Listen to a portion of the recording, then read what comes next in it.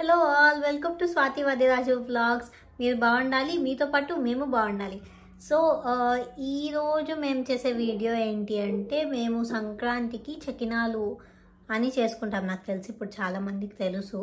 నేను స్కూల్లో ఉన్నప్పుడైతే అందరూ చకినాల అంటే ఏంటివి, ఎట్లుంటే అని అడిగేటోళ్ళు అనమాట.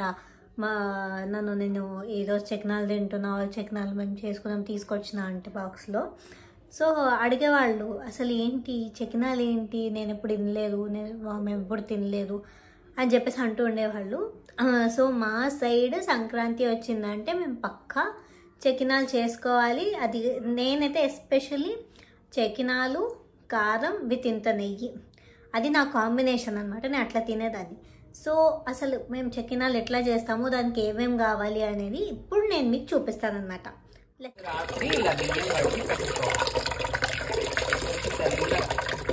వీలైనంత వరకు మనకి రైస్ బియ్యం అయితేనే బెస్ట్.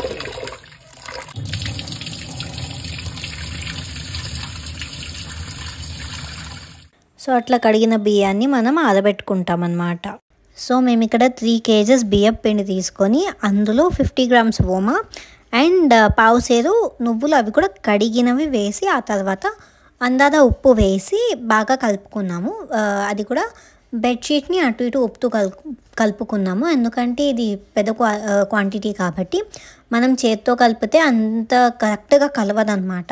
సో మేమేం చేసామంటే బెడ్షీట్స్ని అంటే ఇద్దరు అటు ఇటు నిల్చొని బెడ్షీట్ని అలా అటు ఇటు ఉప్పుతో బాగా కలుపుకుంటాము. కలుపుకున్న తర్వాత దీన్ని ఒక బాక్స్లోకి షిఫ్ట్ చేస్తామంటే ఇది సెమీ ఫైనల్ ప్రోడక్ట్ అనమాట. దాని తర్వాత మనం వాడని ఒక పాత బెడ్షీట్ని వేసుకొని ఈ పిండి ఏదైతే ఉందో దాన్ని ఫస్ట్ గౌరమ్మలాగా చేసి బెడ్షీట్ మధ్యలో పెట్టి దానికి కుంకుమ వేసి అప్పాలన్నీ మంచిగా రావాలి అని మొక్కి అప్పుడు మనం చుట్టడం స్టార్ట్ చేస్తాము. యాక్చువల్లీ నేను ఇయర్కి చుడతా కాబట్టి నాకేంటంటే ప్రాక్టీస్ ఉండదు.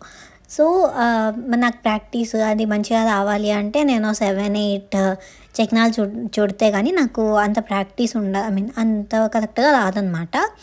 సో మనం అండ్ మేము వాడింది 3 kgs ఆఫ్ బియ్యపిండి కాబట్టి అక్కడ ఆ బెడ్షీట్లో 2 times చుట్టిన తర్వాత, ఆ బెడ్షీట్ ఫుల్ 2 times చుట్టిన తర్వాత అంటే మాకు అంత సరిపోయిందనమాట.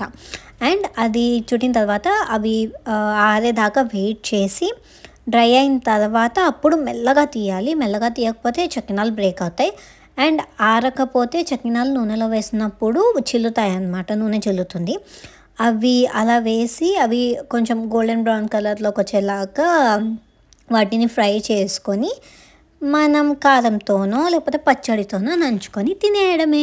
చూసారు కదా, అట్లా చేసుకుంటాం అనమాట మేము చకినాలు.